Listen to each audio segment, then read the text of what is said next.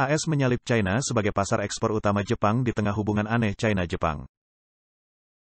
Dalam perubahan signifikan, Amerika Serikat telah melampaui China sebagai tujuan ekspor terbesar Jepang untuk pertama kalinya dalam 4 tahun. Hal ini menyoroti tren yang lebih luas menuju pemisahan China dari perekonomian Jepang dan Barat pada tahun 2023.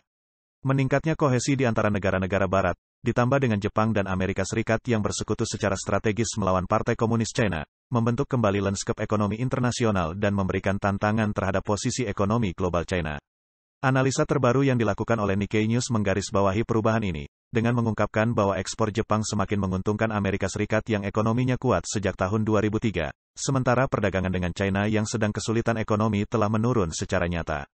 Menurut data Kementerian Keuangan Jepang pada tanggal 24 Januari tahun 2023, ekspor ke Amerika Serikat melonjak sebesar 11% dari tahun ke tahun menjadi 20,2668 triliun yen Jepang, sekitar 152 miliar dolar AS, sementara ekspor ke China turun sebesar 6,5% menjadi 17,7646 triliun yen Jepang, sekitar 133,23 miliar dolar AS, dengan penurunan signifikan dalam ekspor besi baja dan suku cadang mobil.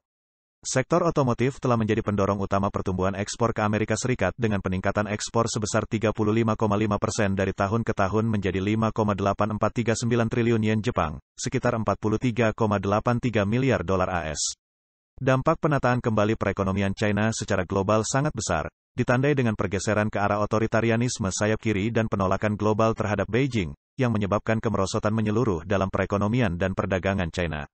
Volume perdagangan China dengan negara-negara maju di Barat, yang secara historis mencakup lebih dari separuh perdagangan China, telah menyusut menjadi sekitar 30%. Pakar urusan China Wong He mencatat bahwa keterpisahan ekonomi antara Jepang dan China kini tidak dapat diubah, terutama setelah Jepang bersekutu dengan Amerika Serikat pada tahun lalu yang memberlakukan pembatasan ekspor semikonduktor ke China. Langkah ini melambangkan pengepungan strategis terhadap China di bawah kepemimpinan AS, termasuk pembatasan oleh Amerika Serikat, Jepang, Taiwan, dan Korea terhadap akses semikonduktor China. Selain itu, perjanjian semikonduktor rahasia antara Amerika Serikat, Jepang, dan Belanda bertujuan untuk memperketat kontrol ekspor ke China. Masih ada tantangan dalam hubungan ekonomi China-Jepang. September lalu, keputusan Jepang, yang disetujui oleh Badan Energi Atom Internasional, untuk membuang air limbah nuklir yang telah diolah telah memperdalam kompleksitas hubungan ekonomi China-Jepang. Sebagai tanggapan, Beijing mengeluarkan peringatan untuk tidak mengonsumsi produk makanan laut Jepang. Embargo makanan laut Jepang oleh China telah mendorong poros strategis Jepang untuk mengurangi ketergantungan ekonominya pada pasar China, dengan upaya bersama untuk melakukan penetrasi lebih dalam ke pasar AS. Meskipun mengalami kebuntuan ekonomi, delegasi besar Jepang yang terdiri dari sekitar 200 pemimpin bisnis dan CEO mengunjungi Beijing pada pertengahan Januari, menandai kunjungan pertama sejak pandemi dimulai pada tahun 2019, yang menunjukkan upaya signifikan untuk memperbaiki hubungan.